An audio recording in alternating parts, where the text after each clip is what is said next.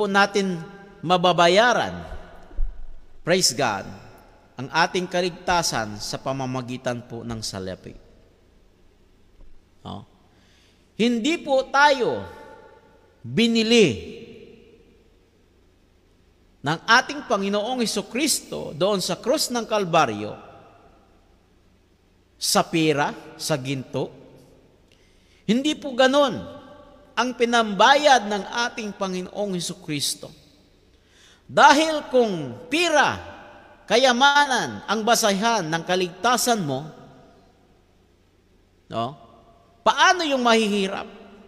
Paano yung mahihirap? Maliligtas ba sila doon sa walang hanggang kaparusahan?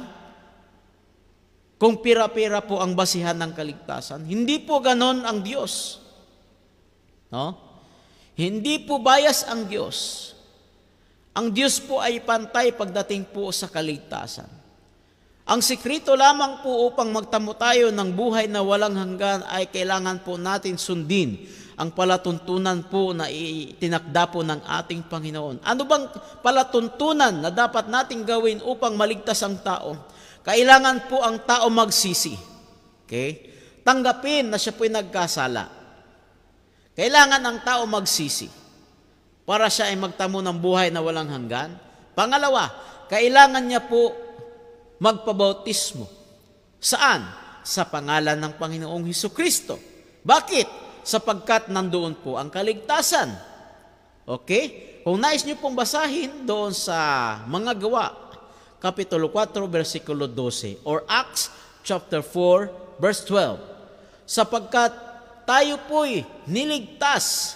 Ang kaligtasan po ay hindi sa kaninong pangalan, kundi sa pangalan ng ating pong Panginoong Hesukristo. So you are blessed because God purchased you from His own precious blood. Hindi po sa pira. Hindi ka po naligtas dahil sa iyong kayamanan. Hindi ka po naligtas dahil sa iyong katalinuhan. God saved you because God loves you. This is the saddest truth, mga kaibigan, mga kapatid ko. Ikaw ay niligtas ng Diyos dahil mahal ka ng Diyos. Okay? Yan po ang ating tatandaan.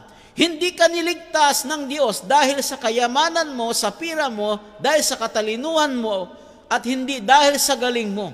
Ika'y niligtas ng Diyos. It is because of His grace, because of His love for us.